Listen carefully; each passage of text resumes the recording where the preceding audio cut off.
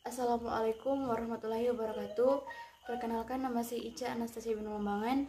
Saya dari kelas 1B Pendidikan Guru Madrasah Ibtidaiyah. Baiklah, saya akan meresensi novel yang berjudul Rumah Mande. Novel ini diterbitkan PT Elex Media Komputindo pada tahun 2013. Cetakan ini adalah cetakan pertama dengan penulis Irhayati Harun dan Uda Agus dengan jumlah halaman 162 halaman. Novel ini memiliki kategori romance dengan jenis cover soft cover. Harga buku ini mulai dari 30 ribuan. Novel yang berjudul Rumah Mande ini ditulis oleh seorang penulis yang bernama Urhayati Harun dan Uda Agus. Urhayati Harun ini adalah seorang penulis yang kelahiran 6 September 1975. Ia adalah seorang psikologi. Dan Uda Agus yang kelahiran 27 Agustus 1980. Ketertarikannya dengan dunia literasi dimulai sejak ia duduk di bangku SMU. Ia adalah seorang anggota FLP Sumatera Utara. Jika dilihat dari covernya, novel ini yang menggambarkan tentang seorang mande atau ibu yang bersikukuh tetap tinggal di kampung halamannya meski sendirian karena ketiga anaknya yang bermukim di luar daerah. Novel ini menggambarkan perjuangan seorang ibu yang begitu besar dalam membesarkan anak-anaknya dengan penuh kasih sayang dan punya sejuta peluru untuk diberikan kepada anak-anaknya untuk menjadi berguna. Pada prolog pertama menceritakan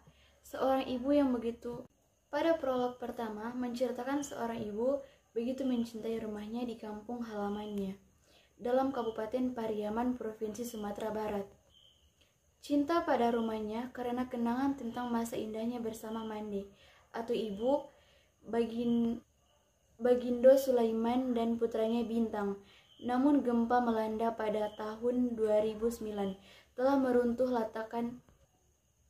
meluluh lantakan rumah kenangan itu. Pasti para pembaca mereka penasaran dengan cerita yang ada dalam novel ini.